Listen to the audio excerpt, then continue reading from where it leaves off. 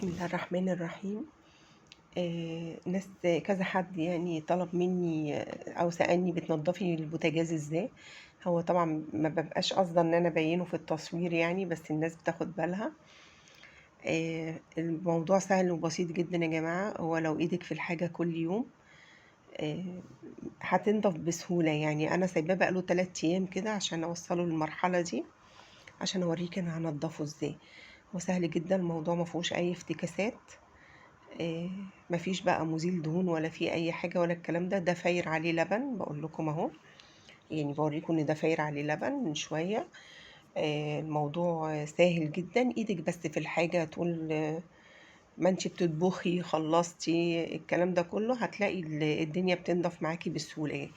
ما تديش فرصه للعيون ان هي تتحرق. لو العيون اتحرقت منك بالذات اللي هي شكلها ألمنيوم دي، خلاص كده حرق على حرق، وتولعي النار وهي فيها زيت بتتحرق. اهم حاجة انك قبل ما تستعملي البوتاجاز ما تولعيش النار وهي العيون فيها زيت. هنا انا هشفط ده بالكوع بتاع المكنسة، يعني أنا خلعت الماسورة وهشفطه. حاجة حلوة قوي كمان انك تشفطي الفونيا بتاعة البوتاجاز بالكوع بتاع المكنسة ده. تعلي ضغط المكنسة بس كده كأنك سلكتي الفونيا، لان انا بستعمل عيش برده، فشيء طبيعي ان هو يبقى فيه رده بتدخل الفونيا وكده، وكأنك سلكتيها بدبوس او حاجه. يعني انت بس تعلي ضغط المكنسه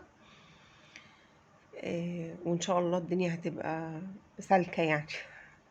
لو وصلنا لحد هنا ولسه ما اشتركناش في القناه، ولو اول مره تشوفوني يا ريت نشترك في القناه ونعمل لايك لو الفيديو عجبكم. فيديو سهل وبسيط مفيهوش اي حاجه، والدنيا سهله ان شاء الله. ايدك بس في الحاجه متديهاش فرصه ان هي تتوسخ قوي. السلكه دي انا بحبها جدا يا جماعه.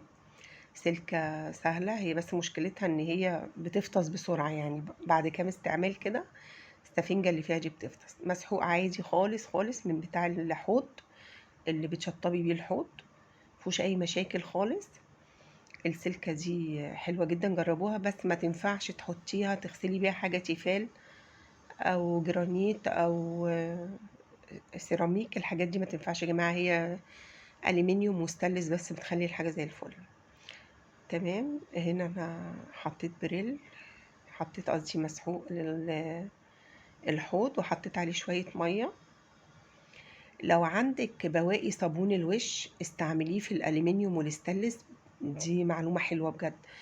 ادعكي بيه الألمنيوم أو الستانلس هيخلي معاكي الدنيا زي الفل، الحاجة بتبرق زي الفضة.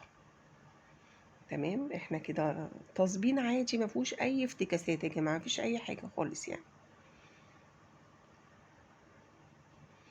خالص كده سهله. الدنيا سهله اهي ما شاء الله.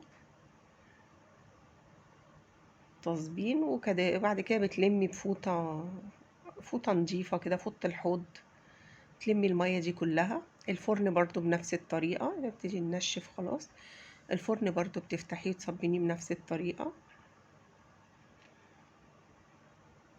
احنا بنمسح الميه اللي دخلت جوه الفونيات.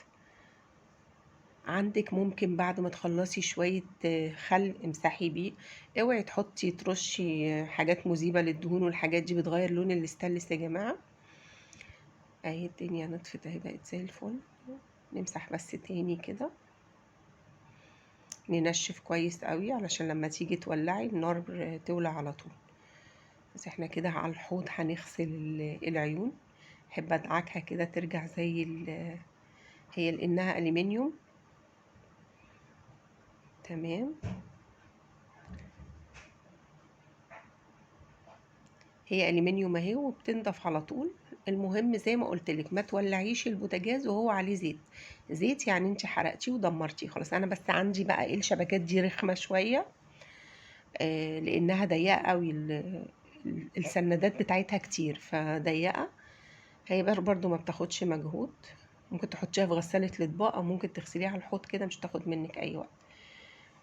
يلا حطينا لايك ولا لسه؟ يا رب يكون الفيديو عجبكم.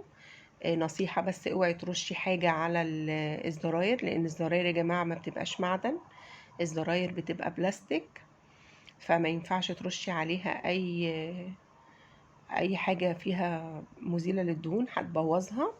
جيب بقماشه مبلوله بتروح زي الفل، والفرن بنفس الطريقه. وشكرا ليكم يا جماعه، وباي باي.